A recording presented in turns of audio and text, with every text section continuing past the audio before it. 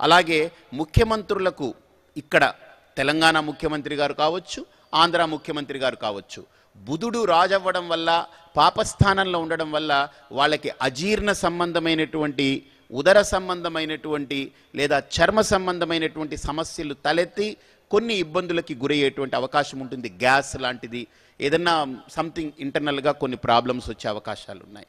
ఇకపోతే తోటి సలహాదారులతో ముఖ్యమంత్రులకి కొంత ఇబ్బందులు ఏర్పడుతూ ఉంటుందంటే మంత్రి శుక్రుడై ఉండడం వల్ల. ఆ మంత్రి శుక్రుడై ఉండి ఉచ్చంగతుడైనప్పటికీ వ్యయంలో ఉన్నాడు 12వ ఇంట్లో.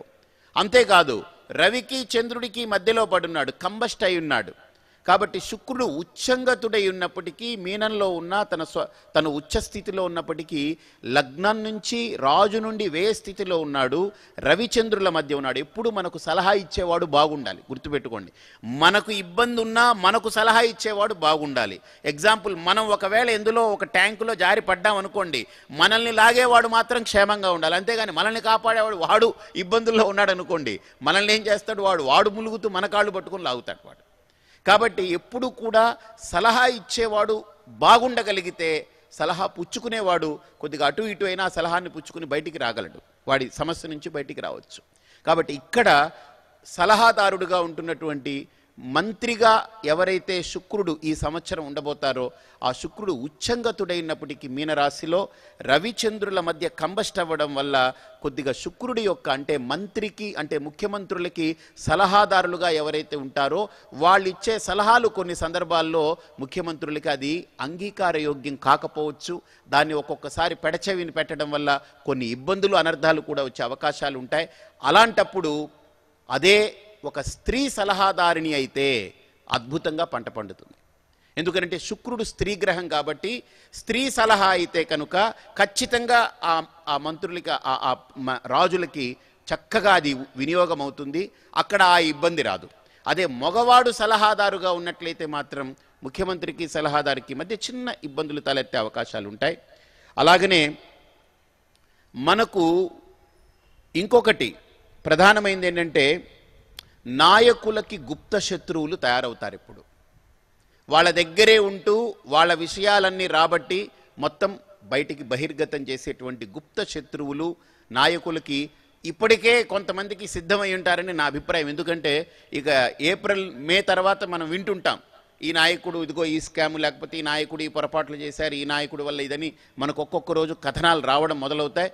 ఇక టీవీ ఛానళ్ళకి పండగే పండగ. ఇంకా అది ఒక వారం రోజుల్లో 10 రోజుల్లో ఇంకా అది వేసిందే వేసి, చెప్పిందే చెప్పి, కొట్టిందే కొట్టి. నేను మొన్న కూడా చెప్పాను కదా, ఏంటంటే పాపం ఒకడు తప్పు చేశాడని ఒక ఆవిడ ఒక ఆయన్ని పట్టుకుని కొట్టింది. ఒక దెబ్బ ఇచ్చి కొడితే టీవీ ఛానల్ యొక్క గొప్పతనం ఏమిటనంటే ఉదయం నుంచి రాత్రి దాకా కొడుతూనే ఉంటుందన్నమాట. ఆవిడ రాత్రి దాకా చూసి నిద్రొచ్చి పడుకుంటుంది, పడుకుని ఉదయం లేచిన తర్వాత తాజా వార్తలని బ్రేకింగ్ న్యూస్ని అప్పుడు కొడుతుంది ఆవిడ. ఆవిడకే జాలి కలుగుతుంది, అయ్యో ఈయన్ని పట్టుకుని ఇన్నిసార్లు కొట్టాలా, పాపం ఏదో తప్పు చేశాడు, ఏదో ఒక్కసారి కొట్టినా పర్లేదు ఇన్నిసార్లు అని ఆవిడకే జాలేసి ఆయన దగ్గరికి వెళ్ళి అన్నయ్య నన్ను క్షమించి అనేటువంటి పరిస్థితికి వచ్చేస్తాం. కాబట్టి ఇంక ఇప్పుడు ఛానల్కి ఒక పెద్ద పండగ ఇప్పుడు ఏంటంటే ఈ గుప్త శత్రువుల యొక్క బాధలతో రాజకీయ కుంభకోణాలు కానీ నాయకుల యొక్క గుప్త శత్రువుల వల్ల వాళ్ళ యొక్క ఇవన్నీ బయట పెట్టేటువంటి అవకాశాలు ఉంటాయి. కాబట్టి అధికారుల యొక్క కుంభకోణాలు, నాయకుల యొక్క కుంభకోణాలు బయటకు వచ్చేటువంటి ప్రమాదాలు చాలా ఉన్నాయి. దాన్ని చాలా జాగ్రత్తగా చూసుకోవాల్సిన బాధ్యత. ఎందుకనంటే రవి వ్యయస్థితిలో ఉన్నాడు. అంతేకాకుండా అర్గళము రవికి బాగలేదు, అటువైపు కుజుడు ఇటువైపు కేతు, ఈ రెండిటి మధ్య రవి అంటే అధికారులు అవ్వచ్చు, నాయకులు అవ్వచ్చు, వీటన్నిటికీ కారకుడైనటువంటి వాడు. ఒక పవర్ హౌస్ అంటే రవి, శక్తి కేంద్రం ఎవరనంటే రవి, సూర్యుడు. ఆ రవి రిప్రజెంట్ చేసేటువంటి మనకు స్థానం చూస్తే రవికి అర్గళములు రెండు బాగలేవు. అంటే మేషంలో కుజుడు, అటు రవికి వ్యయంలో కేతు, కుంభంలో కేతు. కుజకేతువుల మధ్య రవి ఉన్నాడు అని అంటే కేతు అంటే పాము, కుజుడు అంటే పాము, గుర్తుపెట్టుకోండి. వీళ్ళు ఎప్పుడు పొంచి ఉండి కాటేస్తారో తెలియదు. కాబట్టి చాలా జాగ్రత్త. జాగ్రత్త అంటే దాచిపెట్టుకోండి అని కాదు, మీరు దాన్ని ఎలా మీరు అర్థం చేసుకుంటారో మీ ఇష్టం. ఇకపోతే మనకు బేసిక్గా ఇంతకంటే పెద్దగా సమస్యలు ముఖ్యమంత్రుల అంశాల్లో ఉండవు. ఆర్థిక స్థితి ఎలా ఉండబోతుంది ఈ రెండు రాష్ట్రాలకి చూస్తే, ఉభయ రాష్ట్రాలకు కేంద్రం నుండి ఆశించినంత సహాయం పూర్తి స్థాయిలో అందదు. వీళ్ళు గట్టిగా వెళ్ళి పట్టుకోవాలి. అందుకే చిన్న సలహా ఇస్తాను చూడండి. కేంద్రానికి రెండు రాష్ట్రాల నుండి స్త్రీ యొక్క సహాయముతో అక్కడి నుంచి రాబట్టుకోవచ్చు. ఉదాహరణకు చెప్పాలంటే ఇప్పుడు తెలంగాణలో కవితం ఉంది. ఆవిడ వెళ్ళిందంటే మొత్తం జాగ్రత్తగా మాట్లాడుకుని అన్నీ పట్టుకురాగలుగుతుంది. అలాగనే ఆంధ్ర వైపు నుంచి కూడా ఎవరైనా ఒక స్త్రీ మంత్రి కానీ లేకపోతే అక్కడ వర్గంలో ఉన్నటువంటి వాళ్ళు ఎవరైనా సరే ఉంటే చక్కగా, ఎందుకంటే శుక్రుడు ఉన్నాడు కాబట్టి ఖచ్చితంగా వారు అందించాల్సిన ఆర్థిక సహాయాన్ని వీళ్ళు స్త్రీలు కనుక అక్కడికి వెళ్ళి మాట్లాడి మాకు ఇలా ఉంది అని అంటే వస్తుంది. అదే ఇక్కడ ఎంత బలిష్టమైనటువంటి ముఖ్యమంత్రి గారు వెళ్ళినా కూడా సహాయం మేము తప్పకుండా చేస్తాము, మీకు ఖచ్చితంగా అందిస్తాము, సకాలంలో మీకు అన్నీ అందుతాయి. సకాలం అని అంటే ఏ కాలం. సో కాబట్టి మగవారి కంటే కూడా స్త్రీకి ఈ సంవత్సరంలో సలహాదారుడిగా లేకపోతే ఒక కార్యాన్ని నిర్వహించడంలో ఒక బాధ్యత కలిగినటువంటి స్థానంలో మాట్లాడి దాన్ని సమన్వయపరిచి తీసుకురాగలిగే శక్తిని శుక్రుడు సూచిస్తున్నాడు. కాబట్టి వాళ్ళ వల్ల చాలా మంచి ఉపకారం ఉంటుంది. అలాగే కేంద్ర ప్రభుత్వానికి రాష్ట్ర ప్రభుత్వానికి మధ్య ఉన్న చిన్న చిన్న ఎడబాట్లు ఏవైనా ఉంటే అవి కూడా సర్దుమణిగే అవకాశాలు ఉన్నాయి. ప్రభుత్వాలపై రుణబాధలు అయితే ఉంటాయి, ఇరు ప్రభుత్వాల మీద రుణబాధలు ఉంటాయి. అలాగనే ధనస్థానంపై భాగ్యంలో ఉన్నటువంటి గురుడు చూస్తుండడం వల్ల, అంటే గురుడు యొక్క భాగ్య వీక్షణ ఉంది. 9వ దృష్టితో గురుడు ధనస్థానాన్ని చూస్తున్నాడు కాబట్టి రాష్ట్ర ప్రభుత్వాలకి ధనము ఉత్పత్తి జరిగేటువంటి అవకాశాలు చాలా ఉంటాయి. అంటే చక్కటి వ్యాపారము, వాణిజ్యము, ఇక్కడ ఉత్పత్తి జరిగేటువంటి రంగాలు ఇవన్నీ జరుగుతాయి. అలాగే సమాజంలో ధనం మీద విలువ పెరుగుతుంది. ధనము అని అంటే ఇప్పుడు ప్రతి ఒక్కళ్ళు చాలా విలువగా చూస్తారు. విచ్చలవిడి ఖర్చులన్నీ తగ్గుతాయి. ఇకపోతే రక్షణ విషయానికి వచ్చినప్పుడు రక్షణ వ్యవస్థ పటిష్టపడుతుంది. పోలీసు శాఖలలో కూడా చక్కటి ఒక మంచి కొత్త కొత్త ఆయుధాలని తీసుకోవడం కానీ, కొత్త కొత్త వాహనాలని తీసుకోవడం కానీ, లేదా కొత్త కొత్త స్థావరాలను ఏర్పాటు చేసుకోవడం కానీ, అలాగనే మంచి వ్యూహాలని రచించగలిగేటువంటి అధికారులు మంచి ముందంజలో ఉండి వాళ్ళు రక్షించడానికి కావలసిన ఏర్పాట్లు చేయడం కానీ ఇవన్నీ జరుగుతాయి. అలాగే మనకు కాలసర్పం వస్తుంది. రాహుకేతువుల మధ్య గ్రహాలన్నీ పడే అవకాశాలు వస్తాయి. ఆ ప్రమాదం ఎప్పుడనంటే ద్వితీయార్థంలో వస్తుంది. ఈ సంవత్సరం ద్వితీయార్థం అనంటే అక్టోబర్ నవంబర్లో ఆ ప్రాంతంలో రాబోతుంది. అప్పుడు మాత్రం ఏదైనా చెదురుముదురు ఘటనలు ఈ రెండు రాష్ట్రాల్లో జరిగే ప్రమాదాలు ఉన్నాయి. ఏది తీవ్రవాదుల వల్ల కానీ, ఉగ్రవాదం వల్ల కానీ, క్రూరవాదం వల్ల కానీ, రకరకాల వాదాల వల్ల ఏదైనా ఘటనలు జరిగితే ఖచ్చితంగా పెద్ద ప్రమాదాలు ఏం జరగకుండా వీళ్ళందరూ పసిగట్టి దాన్ని కాపాడుకునేటువంటి పటిష్టమైన రక్షణ శాఖ కూడా బాగానే తయారవుతుంది. ఈసారి రక్షణకు కూడా గురుడు కారకుడు కాబట్టి రేపేం జరగబోతుందో ఇప్పుడే పసిగట్టగలిగేటువంటి శక్తి గురుడికి మాత్రమే ఉంది. నవగ్రహాల్లో గురుడొక్కడికే రేపు అనేది వాడికొక్కడికే ఆ రెండు అక్షరాలకి అర్థం తెలుసు, మిగతా ఎవ్వరికీ తెలియదు. మిగతా వాళ్ళందరూ గతిని అనుసరించి నడుస్తూ ఉంటారు, ఒక గురుడికే తెలుసు. అందుకనే గురుర్ బ్రహ్మ, గురుర్ విష్ణు, గురుర్ దేవో మహేశ్వర అని అంటాం మనం. కాబట్టి గురుగ్రహము మనకు ఈసారి మనకు సైన్యాధిపతి కావడం వల్ల ఒక అదృష్టం ఏంటంటే మన దేశానికి మన రాష్ట్రాలకి కూడా ప్రమాదం అనేటువంటిది వస్తుంది. దాన్ని ముందుగానే పసిగడతారు. ఆ ప్రమాదాన్ని ఎలా మలుస్తారంటే వాళ్ళని పట్టుకుని లోపల వేయడం, వాళ్ళని శిక్షించడం, దండించడం అనేటువంటివి జరుగుతూ ఉంటాయి. మీరు కూడా వింటారు, అక్టోబర్ నుంచి ఈ సంవత్సరం సెప్టెంబర్ అక్టోబర్ల తర్వాత వీడు దొరికాడు, వాడు దొరికాడు, ఇతను దొరికాడు, ఇతను ఐసిస్ వాళ్ళు దొరికారు, ఇలా దొరికారు, ఆ వీడు దొరికాడు అనేటువంటివి మనకు ఛానల్లో పేపర్లో కనపడుతూ ఉంటాయి. ఇకపోతే కొన్ని ప్రముఖ వ్యాపార సంస్థలు డీలా పడే ఇబ్బందులు ఉన్నాయి. అలాగనే కొన్ని వ్యాపార సంస్థలని ప్రజలు కానీ ప్రభుత్వాలు కానీ ఆగ్రహావేశాలకి గురవుతాయి. అలాగే వైద్య రంగంలో చాలా సంస్కరణలు జరుగుతాయి. చాలా వాదోపవాదాలు, తర్జన భర్జనలు. ఇక మీరు చూస్తే ఇంకొక 10 రోజులు, 20 రోజులు, లేకపోతే ఒక 1 మంత్ తర్వాత అయినా సరే డాక్టర్లు, వైద్యులు, లేకపోతే ప్రభుత్వాలు అందరూ గడబడి అంతా ఒక రకమైన వాతావరణం తయారయ్యి వైద్య రంగంలో కూడా గొప్ప గొప్ప సంస్కరణలు కూడా రాబోతున్నాయి.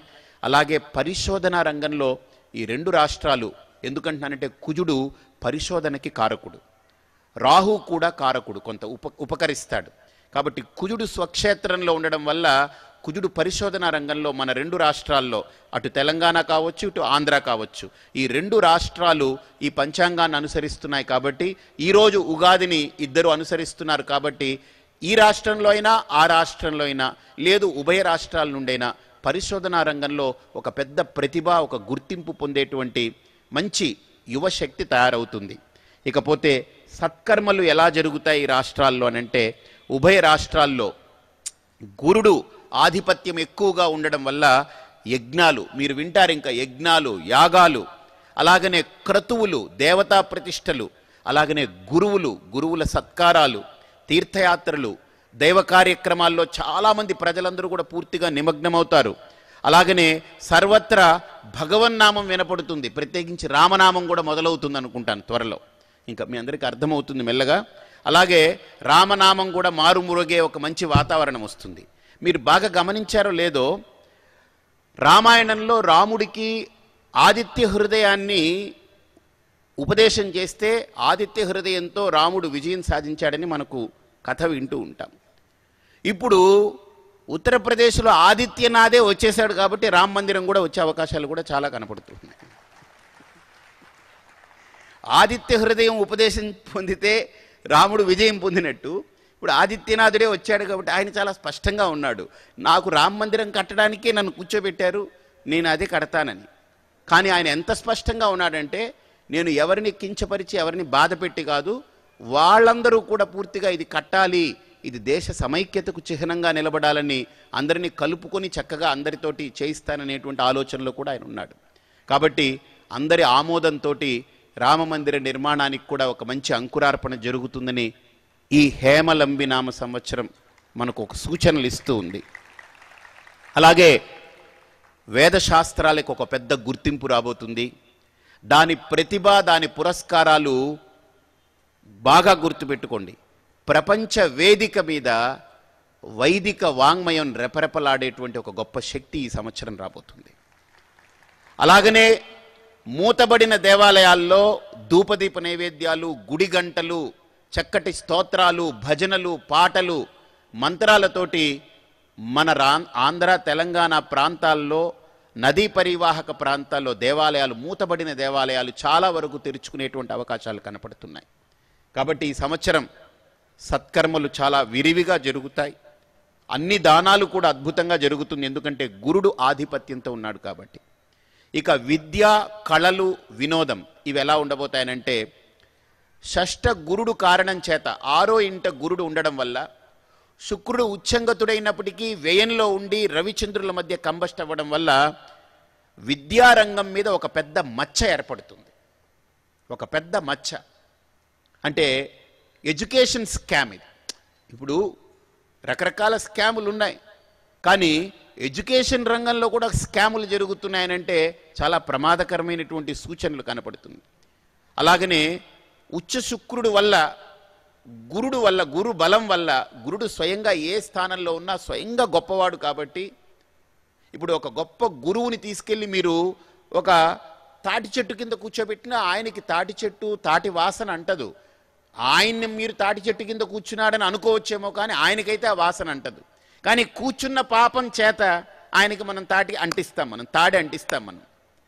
అలాగనే గురుడికి ఏది ఉండదు. గురుడు పాపస్థానంలో ఉన్న గురుడే, గురువు యొక్క శక్తి గురువు శక్తే. అలాంటిది ఆ మచ్చలు అంటినప్పటికీ కూడా మెల్లమెల్లగా దాని మీద మంచి వాదోపవాదనలు జరిగి కొంత ప్రక్షాళన జరిగి విద్యారంగం కూడా చాలా అద్భుతమైనటువంటి విధానంతో మెరుగుపడే అవకాశాలు ఉన్నాయి. అలాగే విద్యా వ్యవస్థలో లోపాలు బయటపడతాయి, వాటిపై చాలా పెద్ద తర్జన భర్జనలు జరుగుతాయి.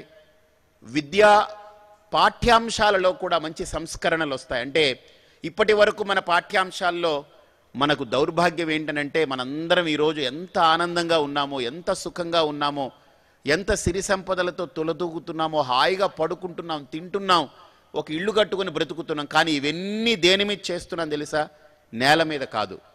మనం బాగుండాలని 20 ఏళ్లకి, 25 ఏళ్లకి, 30 ఏళ్లకే భారత్ మాతాకి జై అని, వందే మాతరమని ఉరికంబం ఎక్కి వేలాడి వాళ్ళ జీవితాల్ని మన కోసం అర్పితం చేసినటువంటి ఆ దేశభక్తుల యొక్క సమాధుల మీద మనం హాయిగా బ్రతుకుతున్నాం. కానీ వాళ్ళని గుర్తించే ఒక పాఠ్యాంశం మనకు లేదు. వాళ్లకు కృతజ్ఞతలు చెప్పుకునే భావుకతకు ఒక్క పేజీ కూడా మన పాఠ్యాంశాల్లో లేదు. ఇది మన దౌర్భాగ్యం. మనకు శరీరం ఇచ్చిన తండ్రినేమో ఫోటో పెట్టుకుంటామా? మనం ఓట్లేసి గెలిపించినటువంటి ఒక ముఖ్యమంత్రినో ప్రధానమంత్రినో మనం ఫోటో పెడతామా కార్యాలయాల్లో?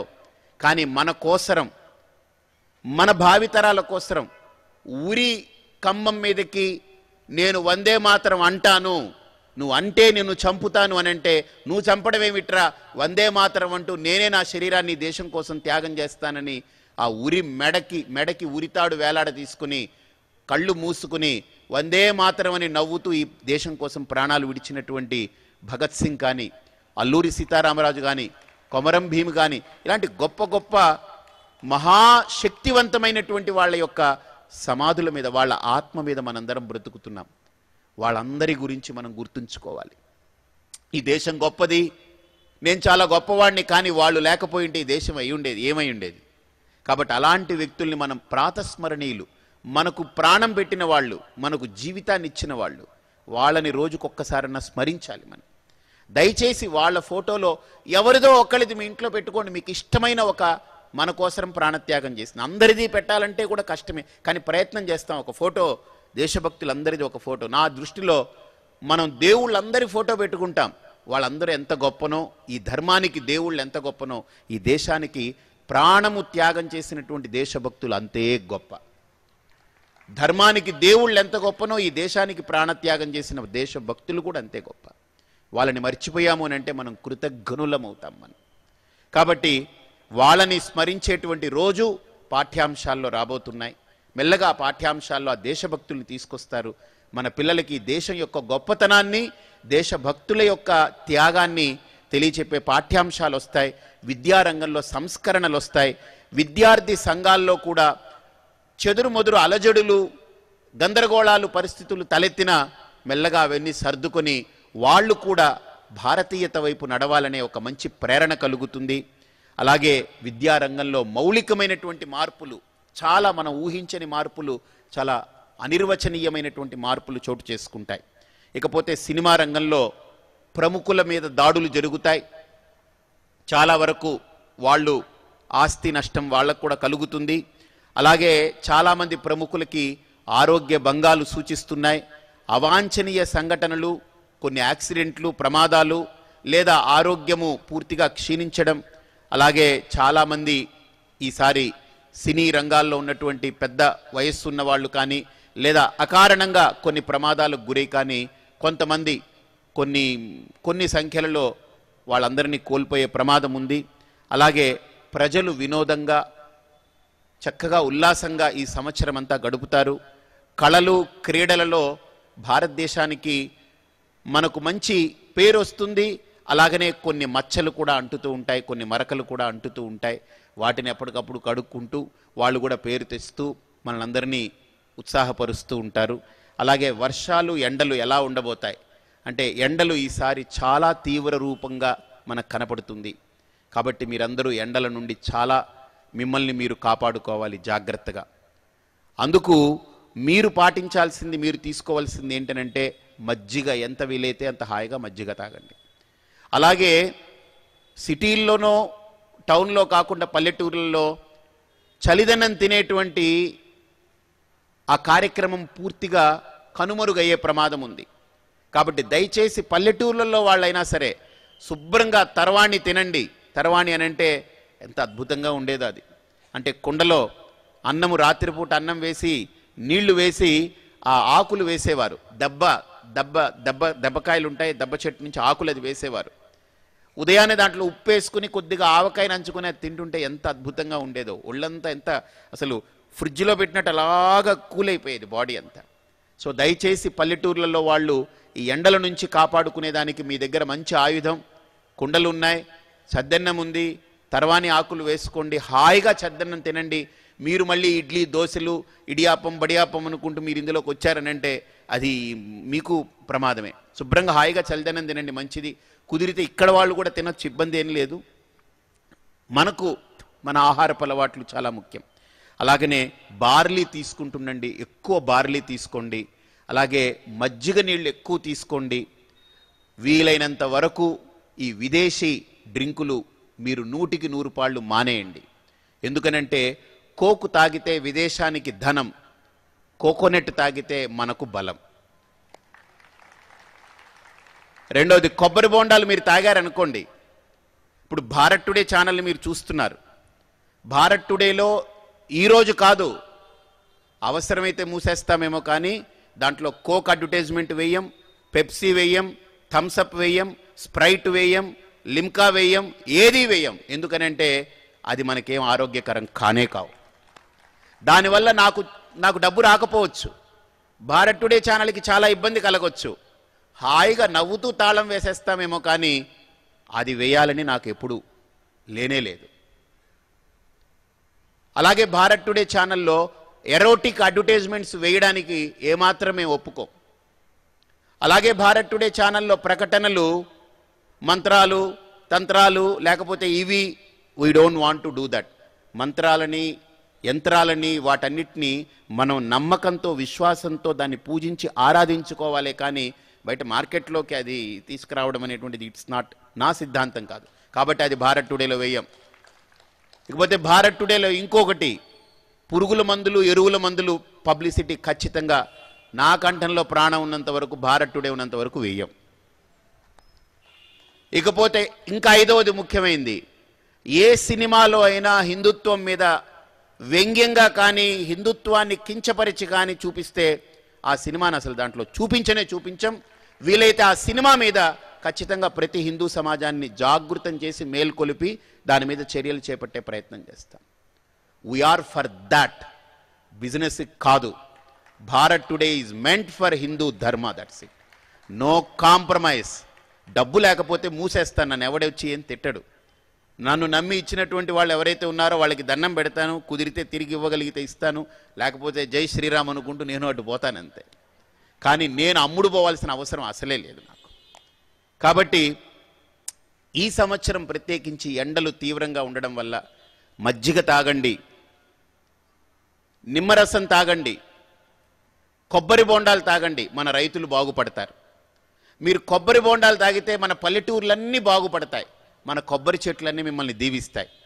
అదే మీరు బాటిల్లో ఏదో విదేశీ డ్రింక్ తాగారనుకోండి, బాగా గమనించండి, మిమ్మల్ని ఎవరు ఆశీర్వదిస్తారండి?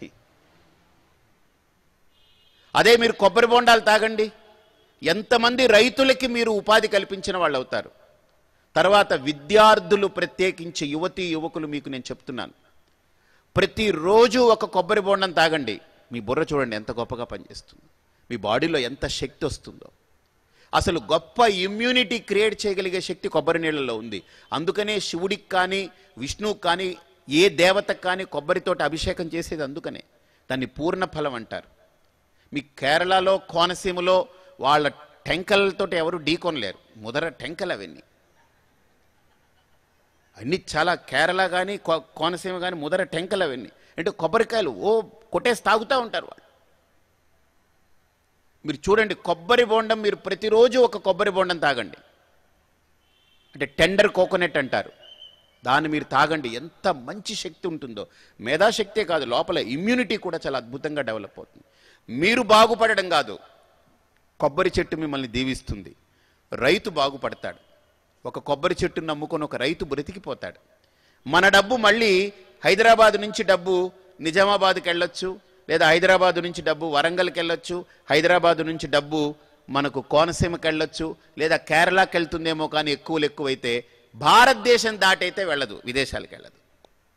కాబట్టి మన డబ్బు మన దగ్గరే తిరుగుతూ ఉంటుంది, మన వ్యవస్థ మనకే ఉంటుంది. కాబట్టి ఈ సంవత్సరం ఎండలు చాలా తీవ్రమైనటువంటి స్థితిలో, చాలా తపన ఉంటుంది, తాపం ఉంటుంది. జాగ్రత్త. టూ మచ్ ఎండల్లో మనం బయటికి ఎక్కువ తిరగడాలు అవి పెట్టుకోవద్దు. అలాగే వర్షాలు కూడా కొద్దిగా ఆలస్యంగా ప్రారంభమవుతాయి.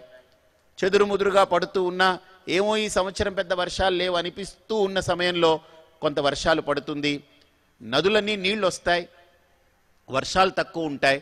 అందుకనే ఇరు ప్రభుత్వాలకి ఒక సూచన ఏంటనంటే, కరీరి అనేటువంటి క్రతువు చేస్తే మంచిది, వరుణయాగం చేస్తే మంచిది. అలాగనే సహస్ర ఘటాభిషేకాలతోటి ఎక్కడ శివాలయాలు ఉన్నాయో ఆ శివాలయాల్లో ఎండోమెంట్స్ డిపార్ట్మెంట్ వాళ్ళు, ఇరు రాష్ట్రాలకు సంబంధించినటువంటి వాళ్ళు, ముఖ్యమంత్రి గారు లేదా ఎండోమెంట్స్ మినిస్టర్లు కానీ వాళ్ళు సహస్ర ఘటాభిషేకం ప్రతి శివాలయంలో నిర్వహిస్తే ఈ రెండు రాష్ట్రాలు సుభిక్షంగా మళ్ళీ మంచి స్థితిని మనకు అందించే అవకాశం ఉంది.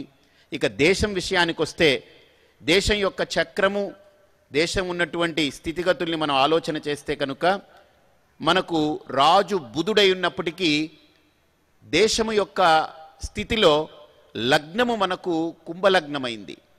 కుంభలగ్నమై ఉండి కేతువు నిలబడున్నాడు. కేతు అని అంటే మోక్షకారకుడు, కేతు అని అంటే ఆధ్యాత్మిక శక్తిని ఇవ్వగలిగినవాడు, కేతు అని అంటే మొండోడు. కాబట్టి లగ్నస్థ కేతు ఉండడం, అలాగనే రాజు బుధుడై ఉండి 3వ ఇంట రవితో కలిసి ఉండడం, బుధాదిత్య యోగాన్ని పొంది ఉండడం, రవి ఉచ్చంగతుడై ఉండడంతో ఈ ప్రధాని నరేంద్ర మోడీ గారు మొన్నటి వరకు అంటే 29 ఈరోజు 28 వరకు 90 కిలోమీటర్ల స్పీడ్ మీద వెళ్తే ఈ రోజు నుంచి 100, 200, 400, 600, 1000 ఆ స్పీడోమీటర్ కూడా పగిలిపోయే స్పీడ్కి వెళ్ళే పరిస్థితిలో కనపడుతుంది నాకు. ఎందుకనంటే రవి బుధుల యొక్క ఉచ్చగతుడైనటువంటి రవితో బుధుడు కలిసి ఉన్నాడు, లగ్నంలో కేతు ఉన్నాడు.